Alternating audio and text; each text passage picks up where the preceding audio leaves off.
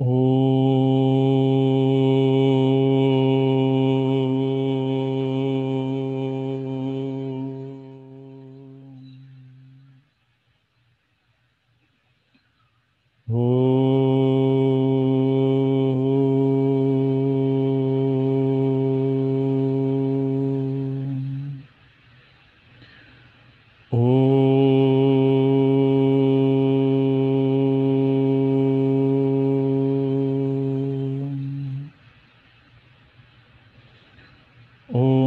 Sahana Vavatu Sahanau Bhunaktu Sahaviryam Karavavahai Tejasvinavadhitamastu ma vidvishavahai.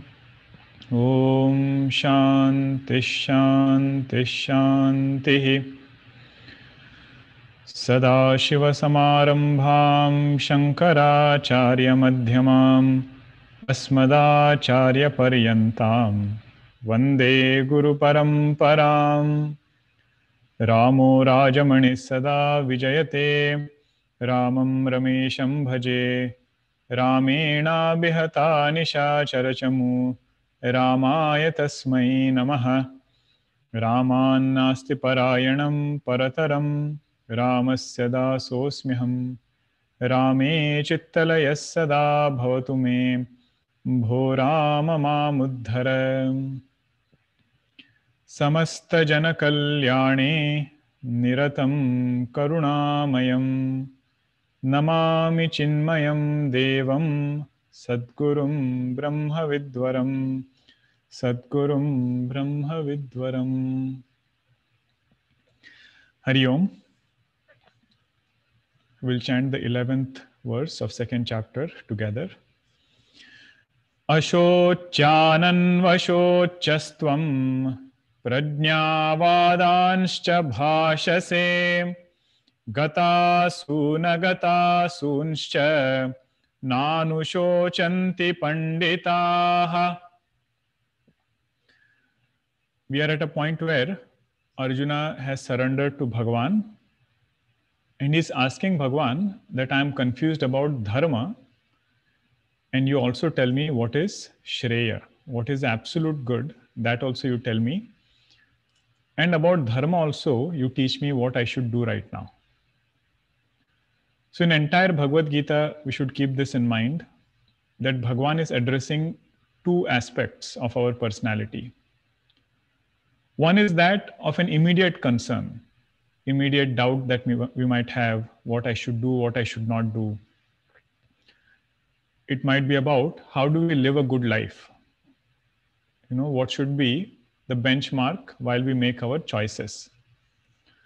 So guidance on those is under the part of dharma, which Bhagavan will cover later. So we saw the breakup of the verses also, which verse to which verse, which topic he is covering.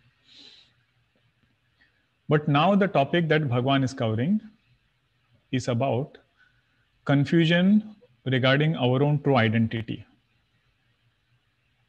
Okay, what is the nature of Atman? What is our own true nature? Bhagavan says, let us start with that.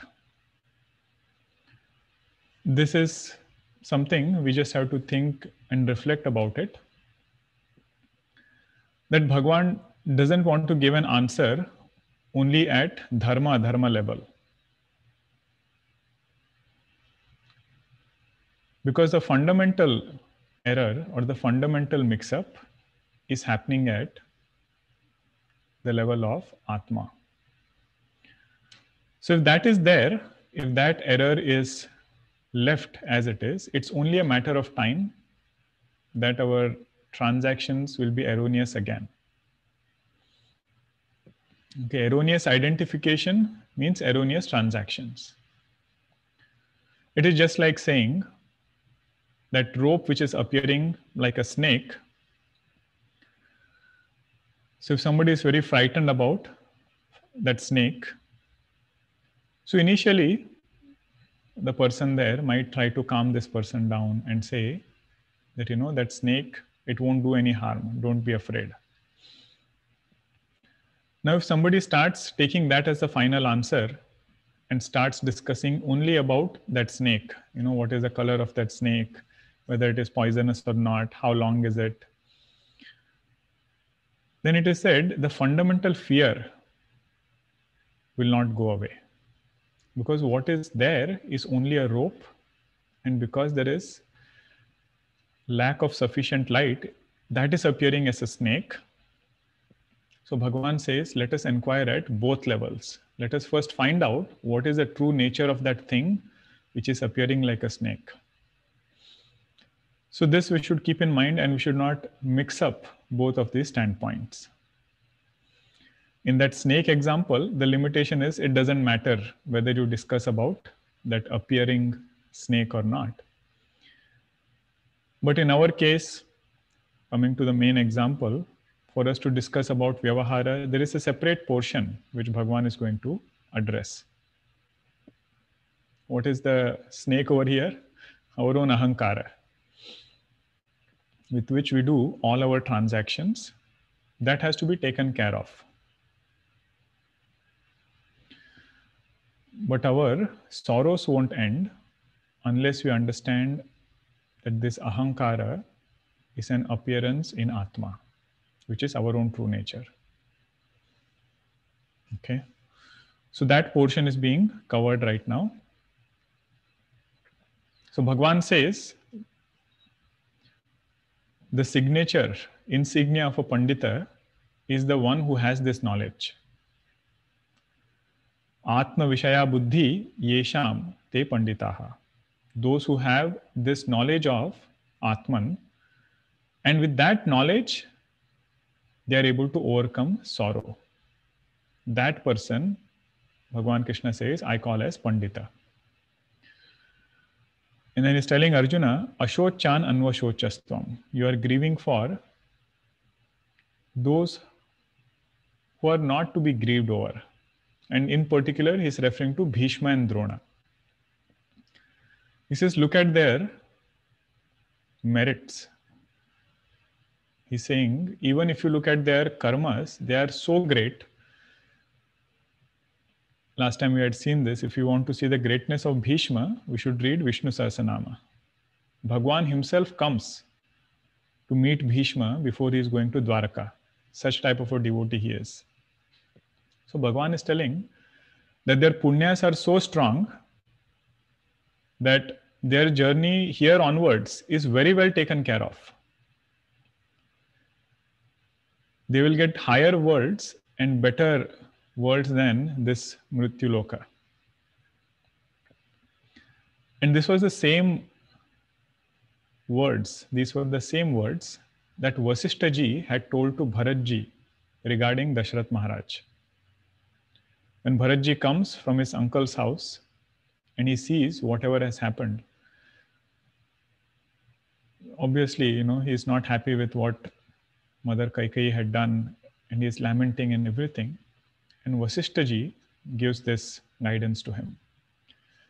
He says, Dashrath Maharaj is so great that his punyas will take him to Swarga directly. So you don't have to grieve over him. Prajna Vadanscha Bhashase, and you are speaking like, a very learned person. According to me, who is learned? He says in the second line, Gatasun Agatasuncha Na Anushochanti Panditaha. Means he's showing us where is our final goal, where we should reach. Wherever we might start, we have to start wherever we are, but we should know where we should reach. So that goal is pointed out right in the first shloka of the teaching in Bhagavad Gita. So 11th verse of second chapter is considered as the verse when the teaching of Bhagavad Gita begins. Whatever Dhritarashtra said until that, from that shloka until the 10th verse of second chapter is only background. The main teaching begins from 11th verse. So this is the Pratijna Vakya. Pratijna Vakya means that statement which lays down, the main promise of this particular text. What is that promise? That having gained the knowledge of Atman, there is no shoka in this person's life. And we should have patience because Bhagavan is going to say several verses for us to understand this point. Okay, rather than dismissing it as an impractical solution, we should think about what is the way to reach there. Okay, then we have paths, then we have sadhanas, everything is there. So now, having said this pratigna, having made this promise that knower of the self overcomes grief, Bhagavan is now going to the next one. He is giving us what is the hetu. Hetu means reason. Why is this Atma Tattva Nitya? We'll chant 12th verse. Natve vaham jatu nasam, natve vaham jatu nasam, natvam neme janadhipaha, natvam neme janadhipaha, nachayvana bhavishyamaha, nachayvana bhavishyamaha, sarve vayamatah param, sarve vayamatah param.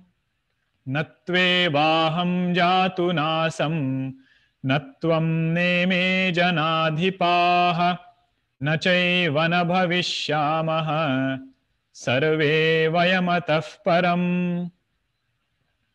So this is hetu for that pratigna. Pratigna means promissory statement, declaration. That there is no need to do shoka. Why? Why should I not do this shoka? Why should I not grieve? So for that, reason is given. Okay, that is how the connection is with the previous to the next verse. Bhagavan says, Natve vaham jatu nasam natvam neme janadhipaha. Arjuna, there was never a time when I was not there. There was never a time when you were not there. And there was never a time when all these people who are standing, they were not there.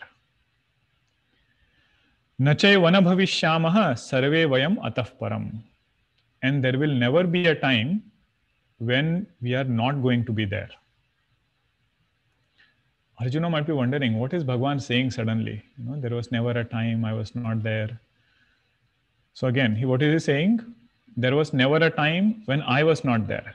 Bhagavan is saying, Arjuna, there was never a time when you were not there. There was never a time when all these people were not there. There will never be a time when all of us will not be there. Now Arjuna might have wondered, what is this teaching? Where is it coming from? Bhagavan is trying to point the vision of the student, Arjuna, but all of us, to something deeper than what is merely seen through our eyes. Let us take an example. With that example, we'll come to this shloka now. Let us say there is an army of pots kept. Okay, pot. The rows behind are clay pots. The rows after that are silver pots. And in the front are golden pots. Pot, P-O-T, pot.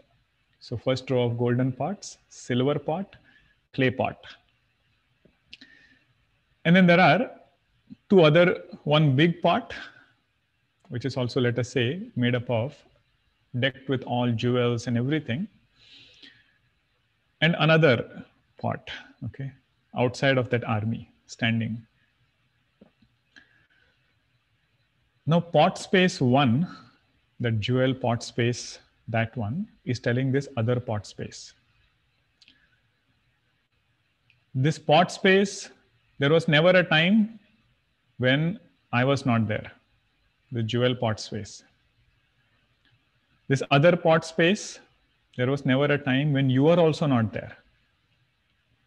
And you see all those pots which are standing, there is a golden pot space, there is silver pot space, and there is clay pot space. Important point to note here is we are not talking about the pot. We are talking about pot space. So pot space A telling pot space B that all these pot spaces and V also, A and B, that space, there will never be a time when we were not there, and there will never be a time when we will cease to exist. And what is seen with our eyes? The pot. Bhagavan is telling, look at the pot space. That pot space was never born with the pot. If pot space moves, or if the pot moves, that space in the pot does not move. So Bhagavan is telling, now example aside, that pot space is this Atma. Okay, as this Atman, which is Nitya Vastu, Pandita in the previous verse, they understand that I am not the body, I am Atman.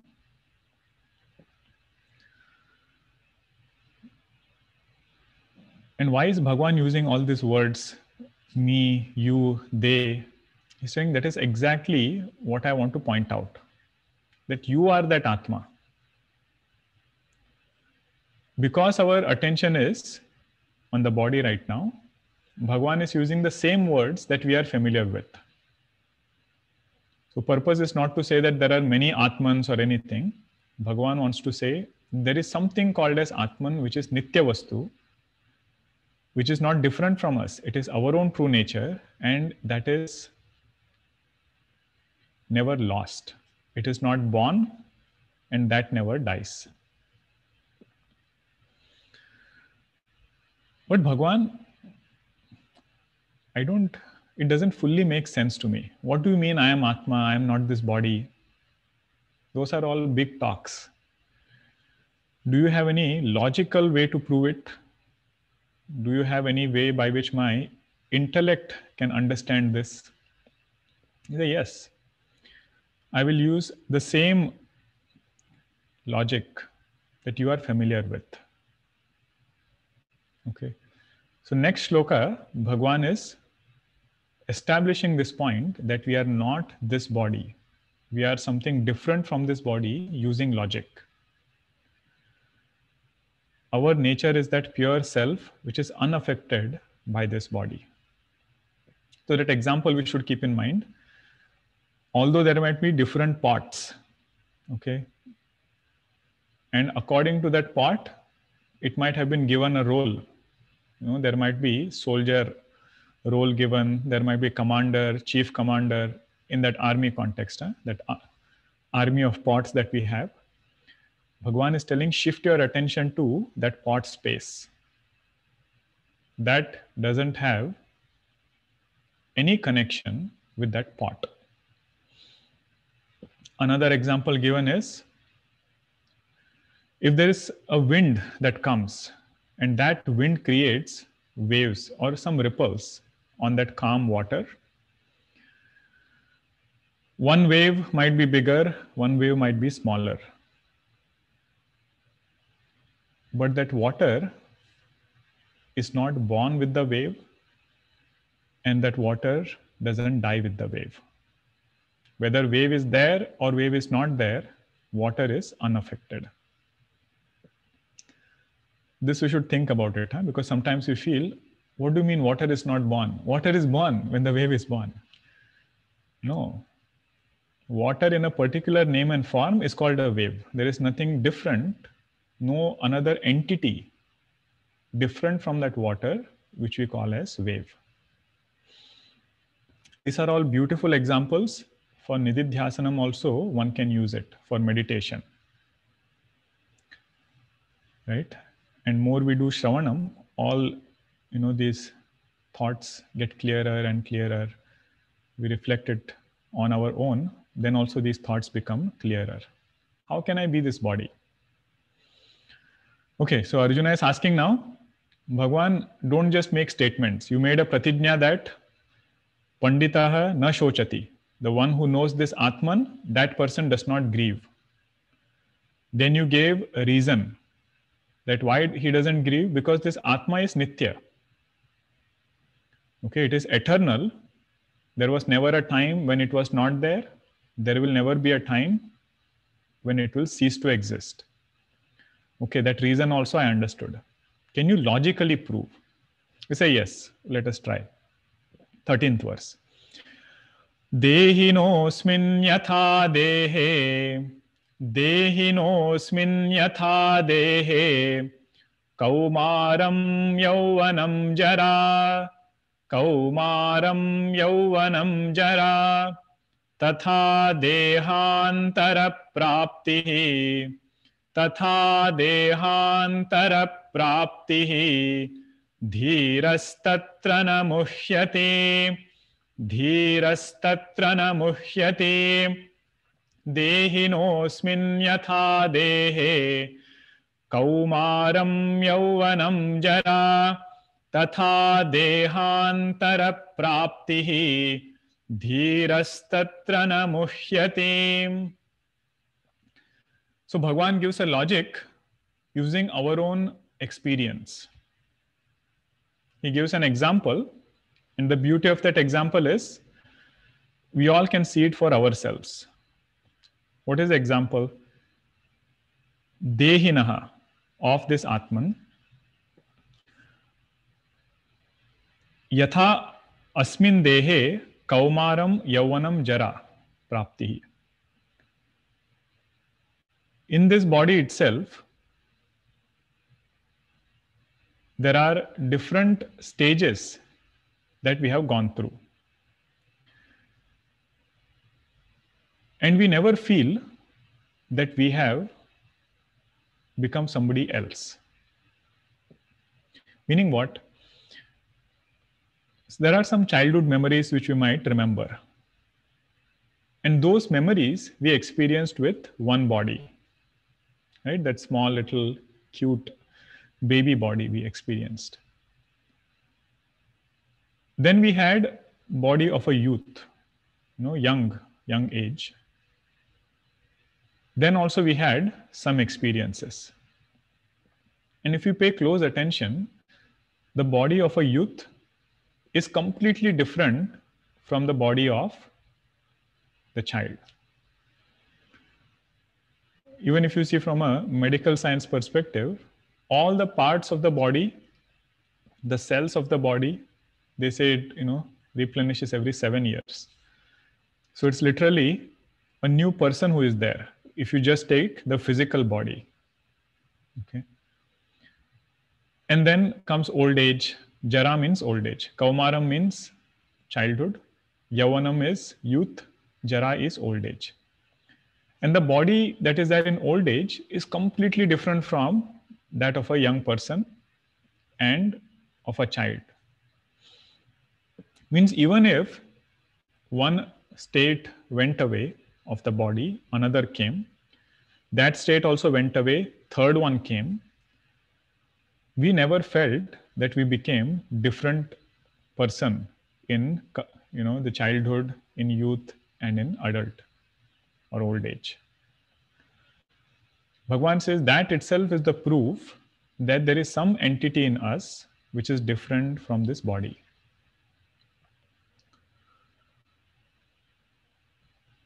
It is a rule that we remember only that what we have experienced. Okay.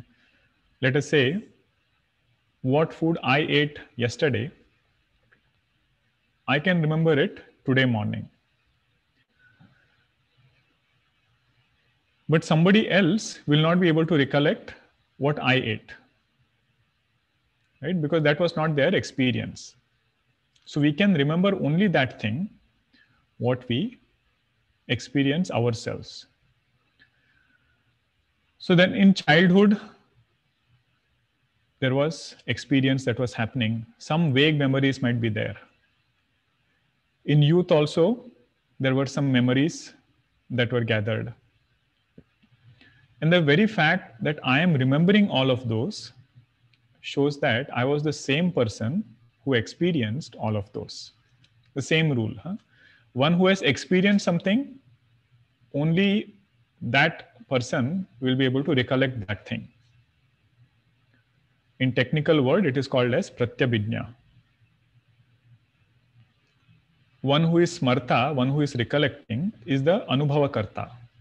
One who has experienced something, that same person will be able to recollect that thing. Somebody else cannot recollect. So what is the point here? That we recollect lot of memories from childhood, we recollect memories from youth, and in old age also we have some memories. But body has changed. Some new body has come, but we still are able to recollect. So what is that entity which is continuing across my own childhood, my own youth, and then in old age? Bhagavan says that entity is what I am referring to here. That space in the pot, that entity is what I am referring to here. And person who knows that Atman to be himself, to be our own true nature, that person I call as Dhiraha. Previous verse he said is Panditaha. Now he says he is Dhiraha. Dhiraha tatra na muhyati. That person is never deluded by modifications that come to this body. And what is the repercussion of this understanding? What is the culmination of this understanding? Just as I had childhood and I got a completely new body in youth and another body in old age, dehantara praptihi api tatha dehantara praptihi.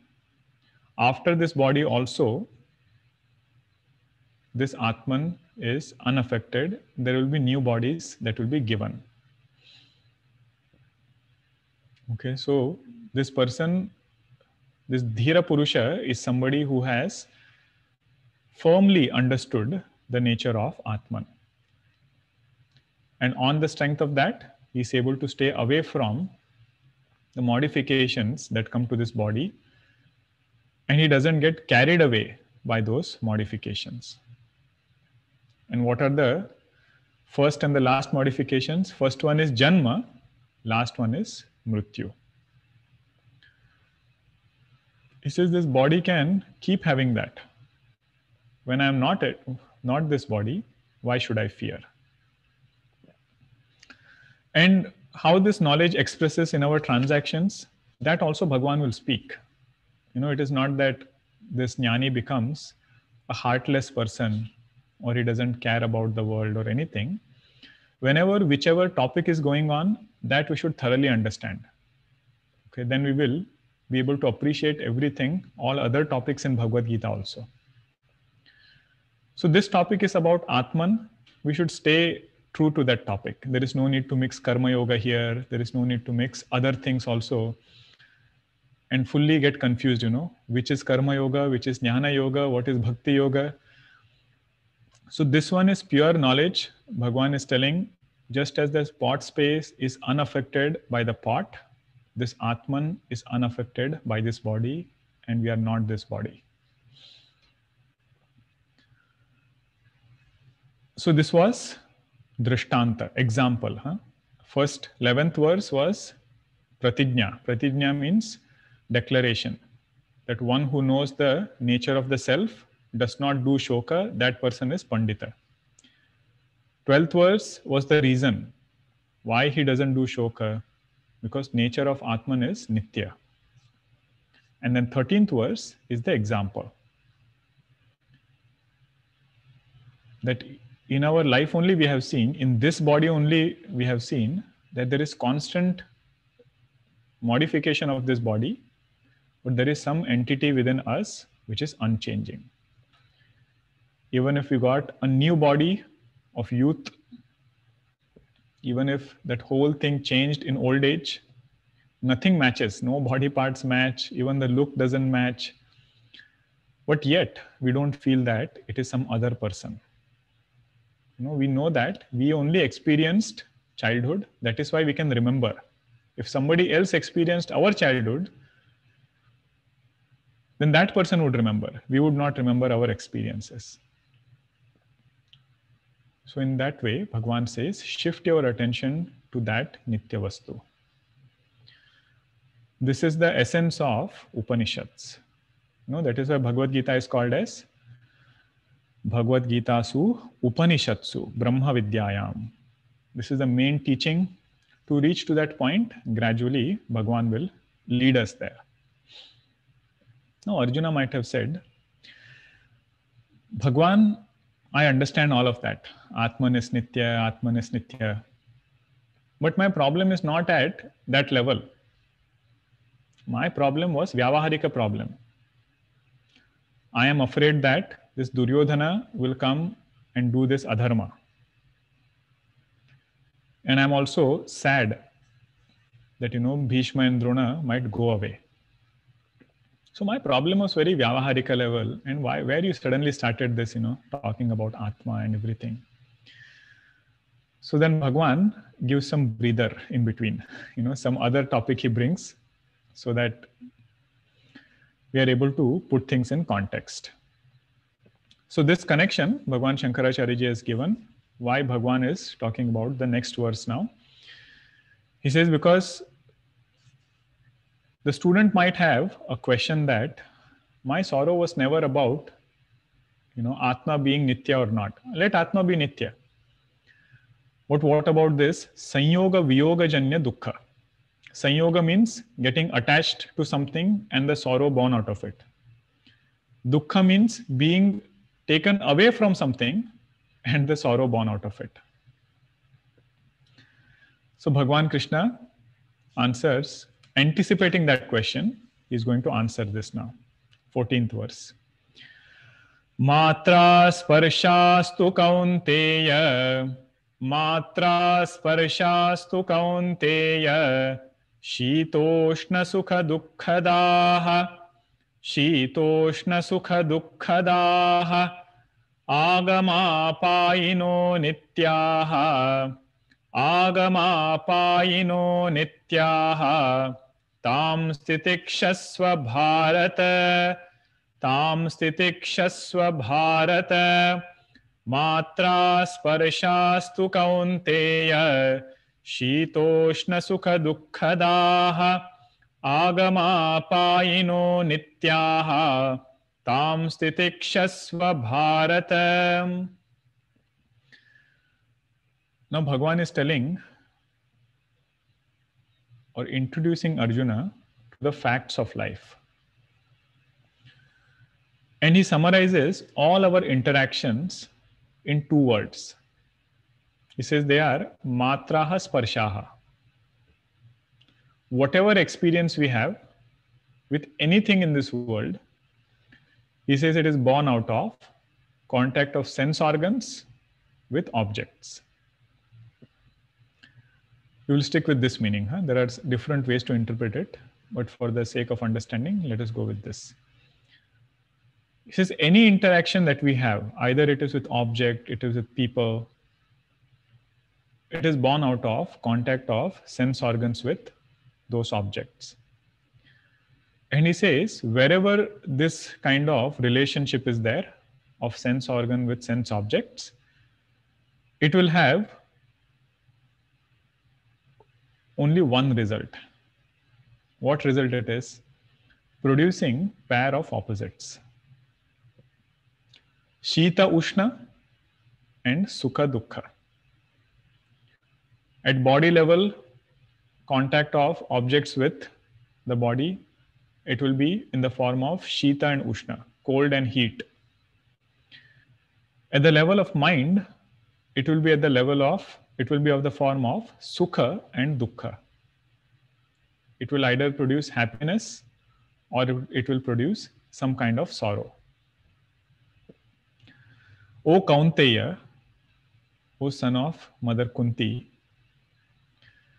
bear all of them with lot of tapa buddhi. Tapa buddhi means willingly going through these pairs of opposites. Why? Why should I forbear these things? Agama painoha Anityaha. They are of the nature that today they will be there, they have come today, tomorrow they will go away. Agama means it comes, apayanaha means it can go away or it will go away. That is why it is anityaha. Agama payino nityaha. What should I do towards those things? Tam titikshasva bharata. Forbear them with tapabuddhi. Titiksha is one virtue which is praised a lot in Vedanta, helpful even in our everyday life. The way we should understand Titiksha, one of the ways of understanding is this. Whenever we have set a goal for ourselves and we are working towards that goal, there will be many things which keep coming in between. Ability of a seeker to not drop the goal because of these pairs of opposites, that ability is called as titiksha. And this sadhaka is forbearing these pairs of opposites out of joy. Because that goal is inspiring him, and with that goal in mind, this sadhaka is able to forbear all pairs of opposites. Even when we go to study spiritual knowledge somewhere, then what is the main goal of going to that place? Main goal of going to that place is to gain Brahma Vidya. Now, while we are gaining Brahma Vidya, it is not that everything will be conducive. At physical level, body might have ups and downs, health might not be good. The weather in that place might be not conducive to that sadhaka, especially if somebody goes in Himalayas or higher altitudes. It is said, our course which is there in Siddhabari, right? Staying in that course for 2 years itself is one certificate of that sadhaka. Because it is so cold in winter and without any central heating or anything. The Rajai is the only heat that you have at night, nothing else outside of that. But what is prompting that sadhaka to forbear these pairs of opposites? It is the goal. So for a spiritual seeker, gaining the knowledge of Atman is the clear goal. And while reaching there, while on that path, any pairs of opposites that come, being able to forbear them, that is called as titiksha. And Bhagavan reminds Arjuna, look at Mother Kunti. Right? Whenever that word Kaunteya comes, Bhagavan has some import to that particular name of Arjuna. Kaunteya means son of Mother Kunti. So he says, look at your mother. She brought up all these 5 Pandavas in that forest single-handedly. Maharaj Pandu was no more. And it was not that her life was easy. Time and again, these Kauravas would do so many things. They sent you out for exile. Even before that, you had to go Varanavata. That palace of wax was there. There they tried to burn. But she never became bitter. That's a great quality for a sadhaka, for all of us, that no pairs of opposite should make us bitter. This will happen only when we have a goal. What Bhagavan is trying to say here is, taking care of pairs of opposites cannot be our goal. We can do a little bit to take care of them. We can do our best. And nobody can say, because we have done something, pairs of opposites have gone away from our life. Nobody can say this. Even at physical level, you try to provide the best of the comfort, best of air conditioning systems.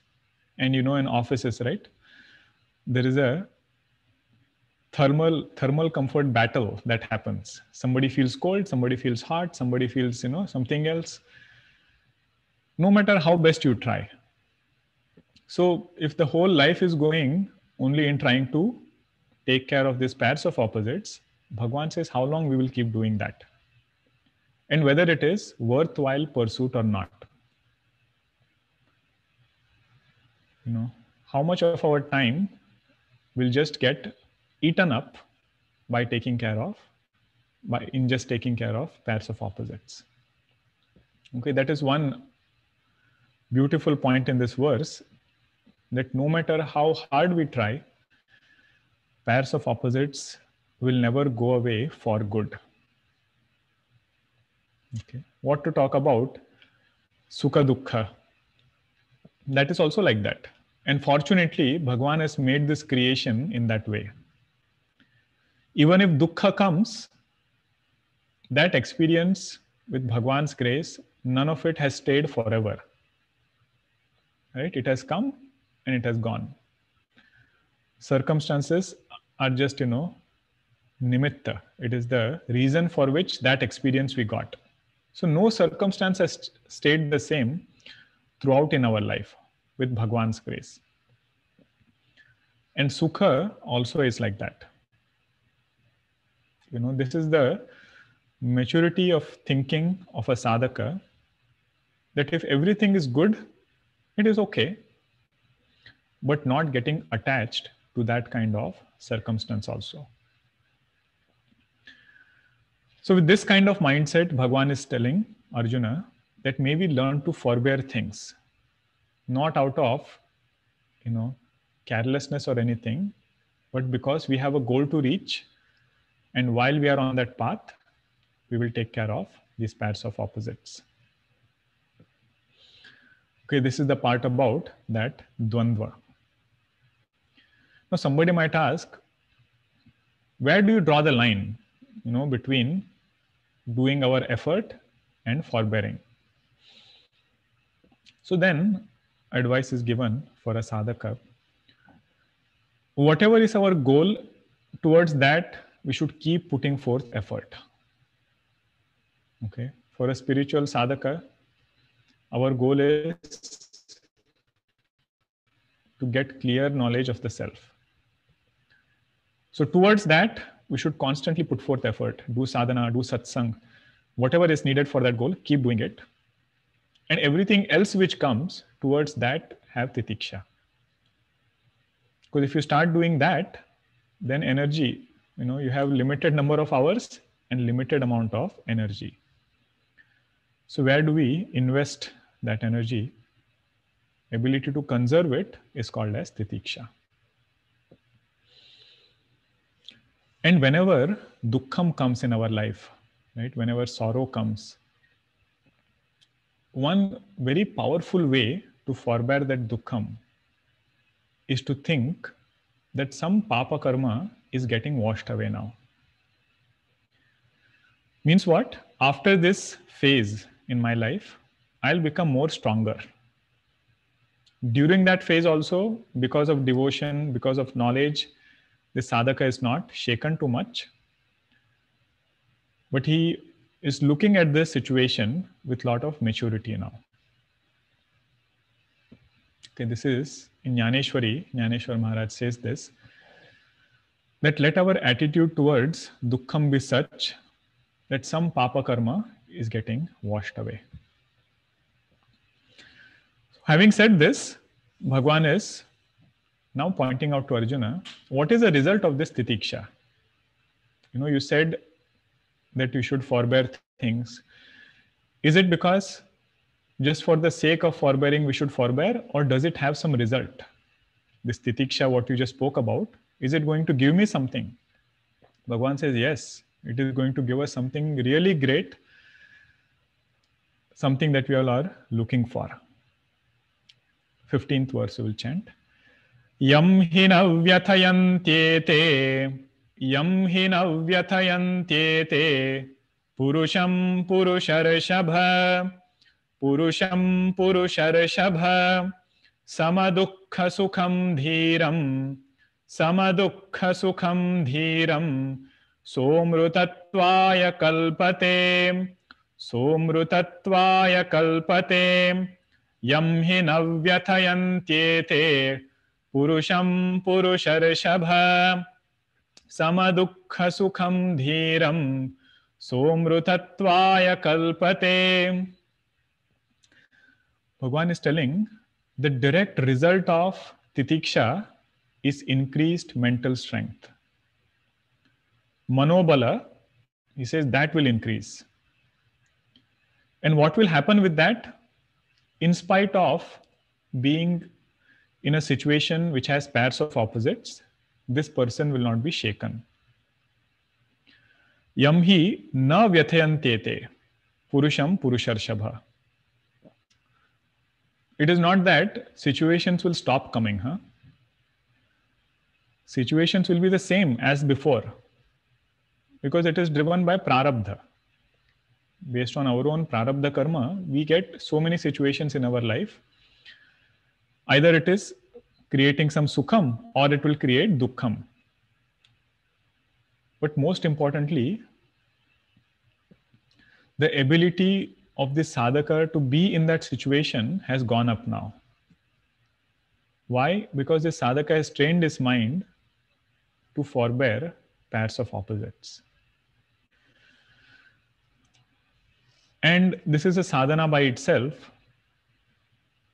that whenever we get pairs of opposites, right, trying to push ourselves to increase our ability.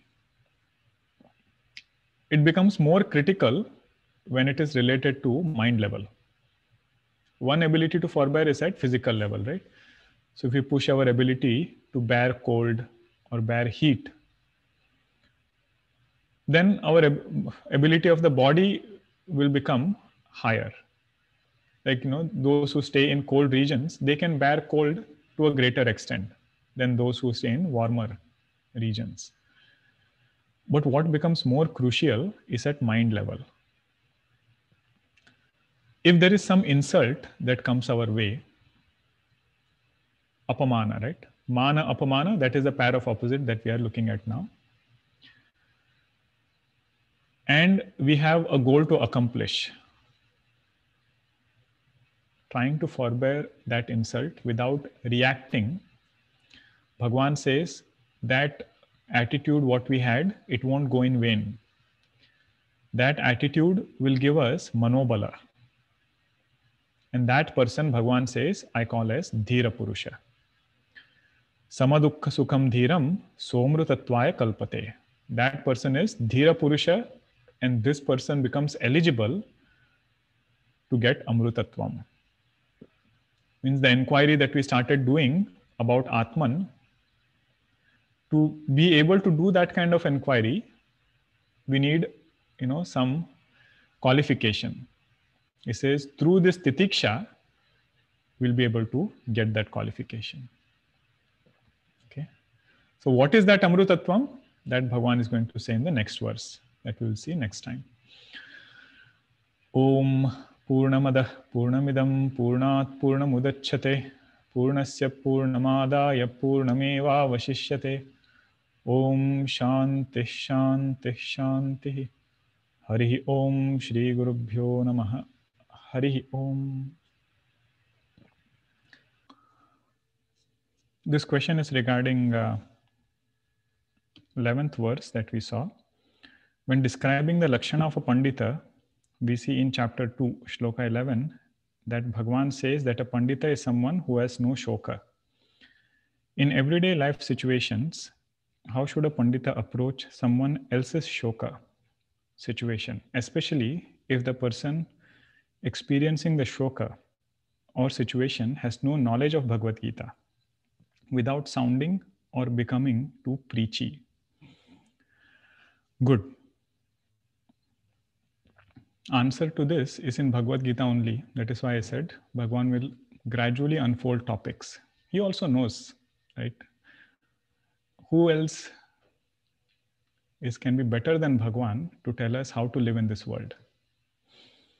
So in 6th chapter, Bhagwan is going to tell that we should live in this world and look at everybody's joys and sorrows just like if it was our own joys and sorrows. Atmaupamyena sarvatra samam pashyati yorjuna. Sukham va yadi va dukkham sayogi paramo matah.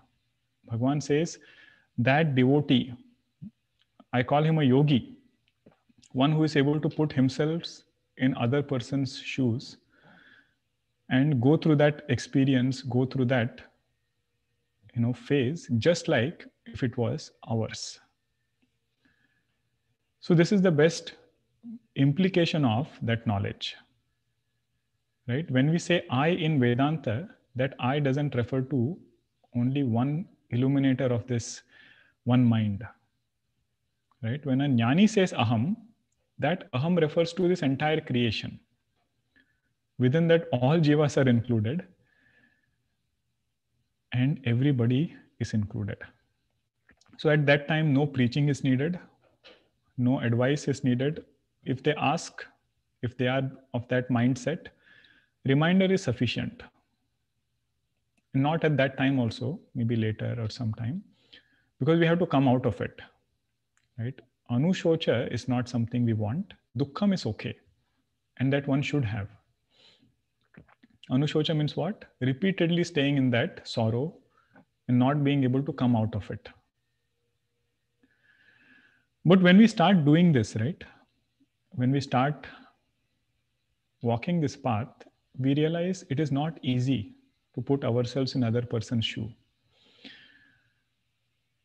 And over here, Bhagavan says, Sarvatra, Atmaupamyena sarvatra samam pashyati. Not only in some people, not only in some part of creation, in each and every person, and in particular those towards whom we might have had some dvesha. So our own raga dveshas will stop us from putting ourselves in somebody else's shoes. So that Bhagavan will take care, in Karma Yoga portion, the teaching of Bhagavan. And more we own up that, more we do it, then we will realize that what we need is this understanding and this sadhana only. Because putting ourselves in another person's shoe, it is not just for a few hours or few days. Bhagavan says our personality should become such that we live life for others. When it comes to vyavahara, when it comes to giving a strong shoulder to somebody or giving a patient ear to somebody, it is not merely only for 2 days or 1 year or just some portion of time. It is the personality of this sadhaka now. And to reach to that point, we need sadhana. To reach to that point, we need this knowledge. Because somehow or the other, we cannot create that thought. That being able to see perspective from everybody else's standpoint. So that is how we should look at it. And Vedanta is never for preaching. It is only for learning. Right? We are not preachers. We are learners. Pravachan is a medium to learn. Our mind is beautiful. Lot of thoughts which we might have heard before, which we might have understood before, they don't constantly keep coming. Only when the right atmosphere is there, or you end up in a conversation with somebody on that topic, then only that thought comes. So whatever we do in terms of discussion, whatever we do in terms of pravachan, shravanam, everything, the purpose is never to preach. The purpose is, first in our mind, those thoughts should become jagrat, and they should be awakened. Now I'm very sure those who are attending this session, many might have listened to Bhagavad Gita so many times. They might have gone through Bhagavad Gita so many times. But when you hear that verse, Ashochananvashochastvam, Tam Stitikshasva Bharata, those ideas which were there before, those become vibrant again. Okay, that is what satsang does to us, and that is the whole purpose of doing any kind of Vedanta Dhyanam. Okay, first is we should benefit. Litmus test is shoka should go from us first, and on the strength of that knowledge, expression of that is in this form. Atma upamyena sarvatra samam pashyati Arjuna. I think it is 32nd verse, 6th chapter.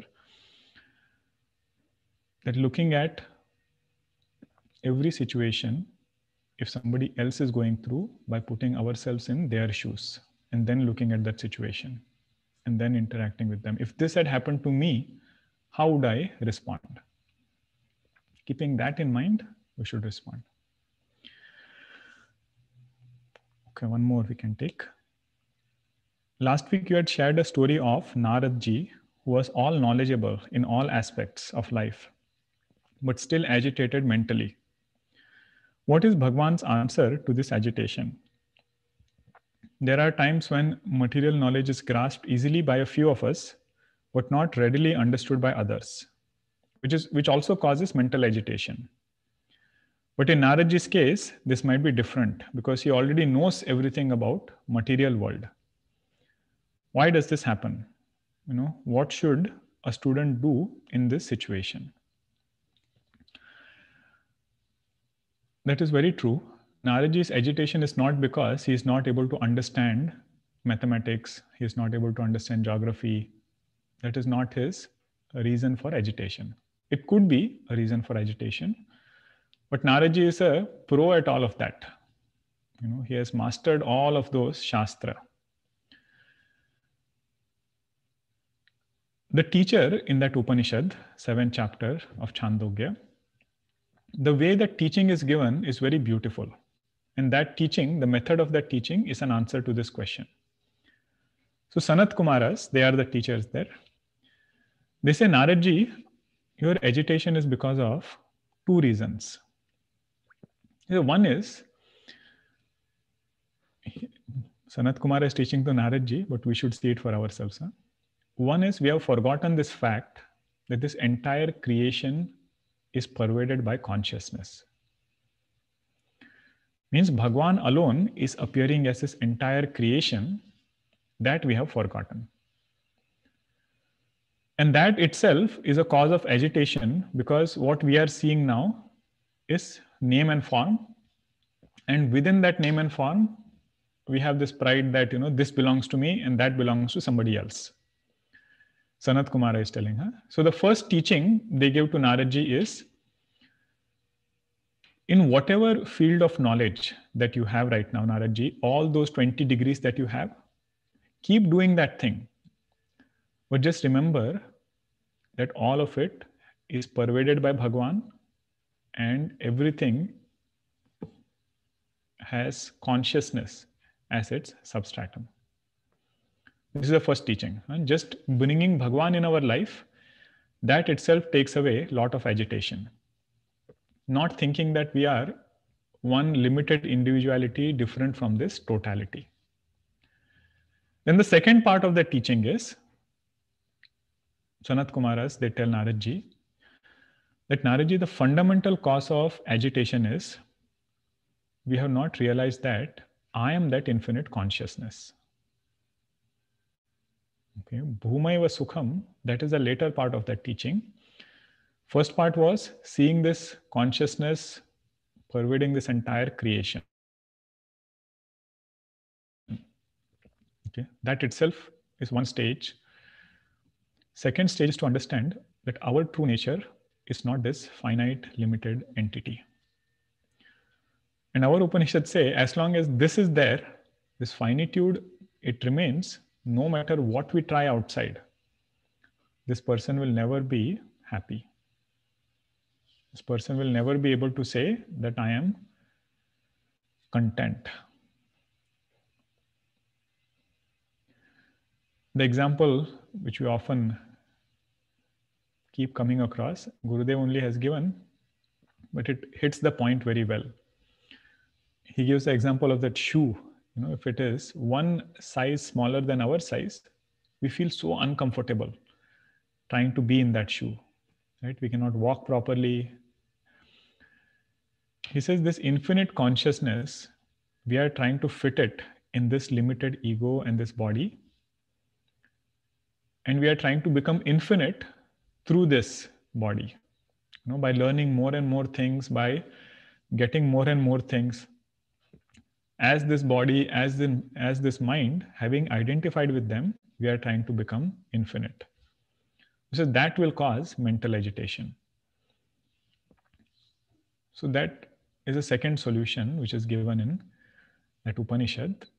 And Bhagavad Gita also has the same flow of thought. Right? Knowing our true nature to be Atma, that is absolute solution. And in Vyavahara, remembering that we are interacting with Bhagwan only. Consciousness pervades this entire creation. There is some satta. Satta means governing entity. A sentient principle is there which is governing this entire creation and our life. Okay. All right. We'll pause here. Other questions we'll take next time. Om Shanti Shanti Shanti. Hari Om Shri Guru Pyo Namah. Hari Om.